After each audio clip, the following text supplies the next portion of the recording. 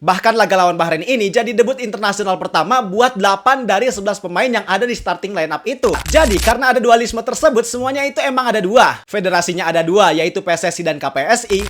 Jadi mereka curiga kalau laga ini ada main mata. Ada pengaturan skor yang mungkin udah ditentuin sebelumnya.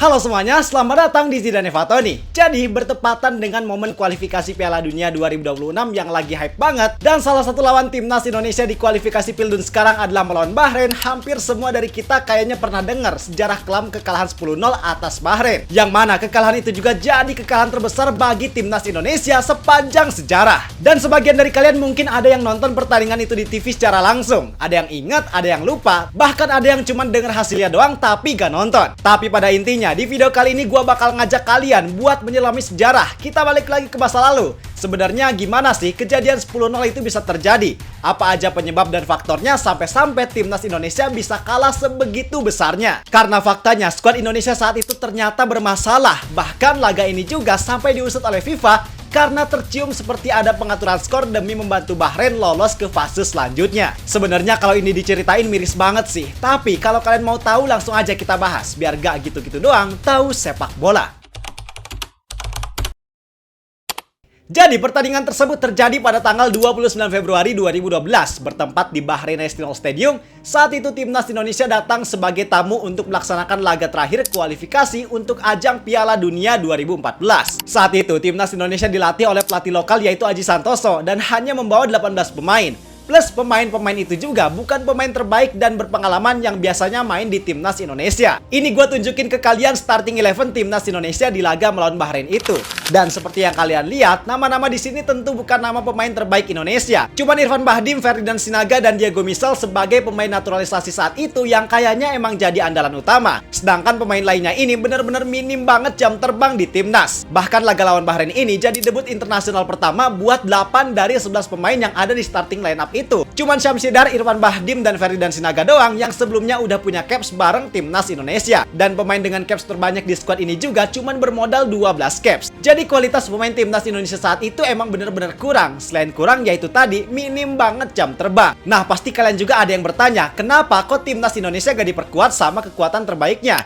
Padahal kan timnas Indonesia saat itu punya pemain hebat dan berbakat kayak Firman Utina, Hamka Hamzah, Ferry Rotinsulu, Boas Solosa, sampai Bambang Pamungkas yang emang jadi andalan di Piala AFF 2010 bahkan di Piala Asia 2007. Tapi kenapa yang dipanggil malah pemain yang minim jam terbang? Nah hal itu dikarenakan saat itu sedang terjadi dualisme di tubuh PSSI. Mungkin kalian ada yang udah tahu tapi gue ceritain singkat kali ya biar kalian juga makin paham dan lebih ingat lagi. Jadi ceritanya pada musim 2010-2011 ada dua kompetisi liga yang berjalan bersamaan, yaitu Indonesian Super League atau ISL dan Indonesian Premier League atau IPL. Nah awalnya ISL ini emang jadi kompetisi resmi yang diakui oleh PSSI karena emang udah ada sejak tahun 2008 yang emang jadi kompetisi lanjutan yang lebih modern dari kompetisi Liga Indonesia yang dikelola oleh PT Liga Indonesia. Sedangkan IPL merupakan kompetisi tandingan yang dikelola oleh PT Liga Prima Indonesia Sportindo atau LPIS yang tujuan dibentuknya IPL adalah sebagai bentuk protes terhadap PSSI yang saat itu gak mau terbuka dan gak mau menerima kritik. Jadi IPL itu awalnya berstatus sebagai kompetisi yang tidak resmi dan tidak diakui oleh PSSI. Nah pokoknya singkat cerita kita langsung naik ke tahun 2012. PSSI yang saat itu dipimpin oleh Johar Arifin sebagai ketua yang emang baru dilantik ternyata malah nunjuk PT LPIS yang sebelumnya ngelola IPL tadi buat mengelola kompetisi resmi milik federasi. Di sini semua orang bingung kan, IPL yang tadinya bukan kompetisi resmi justru malah diubah jadi kompetisi resmi, dan ISL yang udah ada sejak dulu malah gak diakui sebagai kompetisi resmi. Alhasil banyak masalah yang terjadi di tubuh PSSI sampai puncaknya terbentuklah Federasi Sepak Bola baru sebagai wujud dari protes terhadap keputusan Johar Arifin di PSSI, yaitu Komite Penyelamat Sepak Bola Nasional atau disingkat KPSI yang diketuai oleh Lanyala Mataliti. Kemudian karena tadi PSSI malah menunjuk PT LPIS sebagai penyelenggara liga, akhirnya pada musim 2011-2012 justru Indonesian Premier League atau IPL lah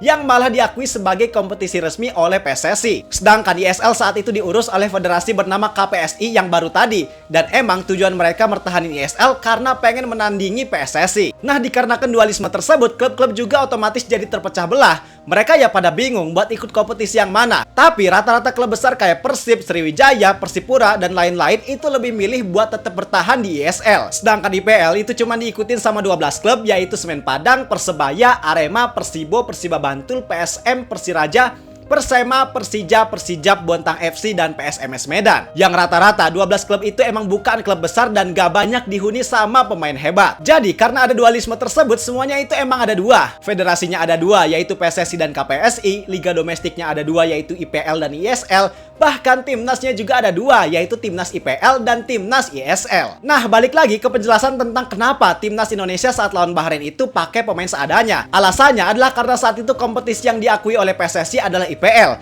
dan PSSI cuma pengen manggil pemain dari IPL doang. Sedangkan ISL karena dianggap kompetisi tidak resmi, itu pemainnya gak bisa dipanggil ke timnas. Bahkan KPSI sebagai federasi yang menaungi ISL kala itu emang larang pemain ISL buat ikut timnas yang dibentuk oleh PSSI. Yang padahal pemain-pemain langganan timnas yang gua sebutin tadi kayak Firman Utina sampai Bambang Pamungkas itu pada main di ISL. Kemudian karena IPL dihuni sama tim dan pemain yang emang ala kadarnya, ya jadinya gitu deh. Skuad timnas Indonesia asuhan Aji Santoso saat lawan Bahrain bener-bener minim pengalaman dan bisa dibilang kualitasnya jauh di bawah standar yang seharusnya. Di sisi lain Aji Santoso juga gak bisa banyak berbuat apa-apa. Ya mau gimana lagi, karena emang dulu federasinya aja yang lagi bobrok banget. Kemudian dengan skuad seadanya, Aji Santoso harus tetap bisa menghadapi Bahrain. Walau emang gak banyak yang diharapin, tapi setidaknya kalaupun kalah ya jangan gede-gede banget lah. Dan ketika laga dimulai, baru berjalan 2 menit ternyata Indonesia harus main dengan 10 orang karena kiper sekaligus kapten timnas Indonesia yaitu Syamsidar malah kena kartu merah. Otomatis salah satu pemain harus diganti sama kiper cadangan satu-satunya yaitu Andi Muhammad Guntur yang belum pernah punya caps bareng timnas Indonesia. Dan hal itu emang jadi awal petaka buat skuad Garuda. Mulai dari menit kelima, timnas Indonesia emang harus rela kebobolan. Di laga itu juga bahkan ada 2 orang yang cetak hat-trick yaitu Ismail Abdul Latif dan Said Dia Said. Selain hat-trick ada juga 2 orang yang mencetak brace yaitu Muhammad Al-Alawi dan Mahmud Abdul Rahman. Pokoknya permainan timnas Indonesia di situ kacau balau. Sampai akhirnya skor akhir 10-0 kemenangan buat timnas Bahrain. Kemudian setelah laga ini selesai, balik lagi ke ucapan gua di awal bahwa laga ini ternyata sampai diusut oleh FIFA. Kenapa diusut? Tentu karena skor yang gak lazim 10-0